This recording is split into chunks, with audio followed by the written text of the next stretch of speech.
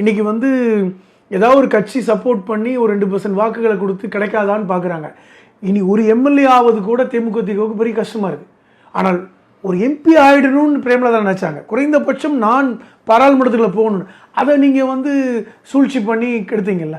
இப்போ நீங்கள் விருதுநகர் தேர்தல் பாருங்கள். விருதுநகர் தேர்தலில் எந்த அதிமுககாரங்க ஒழுங்காக வேலை பார்த்தாங்க? ராஜேந்திர பாலாஜி வேலை பார்த்தாங்க. அவர் ஒருத்தர் சொல்கிறாங்க. அதை மற்ற அதிமுககாரங்களே சொன்னாங்க. அந்த தேர்தல் எண்ணிக்கையின் போது ராஜேந்திர பாலாஜியும் விஜய் பிரபாவோட கூடவே இருந்தார். ஆனால் என்ன செஞ்சார்? எதுவுமே வாய் திறக்கல.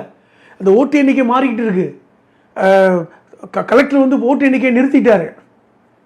ஒரு 3 மணி நேரம் என்ன நடக்குதுன்னே தெரியல. பிரேமலதா விஜயகாந்த் தான் வந்து பத்திரிகையாளர்கிட்ட புலம்புறாங்க. பத்திரிகையாளரிடம் வந்து அழுகாத குறை, என்னுடைய மகன் வெற்றி பெறுவதை பறிக்கிறார்கள். ஒரு சின்ன பையன் வெற்றி பெறதை பிடிக்கலையா கேட்டாங்க. சின்ன பையன் வெற்றி பெறுவது உங்களுக்கெல்லாம் வந்து இவ்வளவு தூரம் வருத்தமாக இருக்கா? அதற்குள்ளே முதல்வர் ஸ்டாலின் அவர்கள் வந்து வெற்றி அனுபவிச்சிட்டாரு. நாங்கள் 30 வெற்றி பெற்றோன்னு எப்படி அறிவிக்க போச்சு? இப்போ இது அதிமுகவும் சதி தான். நாங்கள் ஜெயிக்கக்கூடாதுன்னு நினச்சாங்க.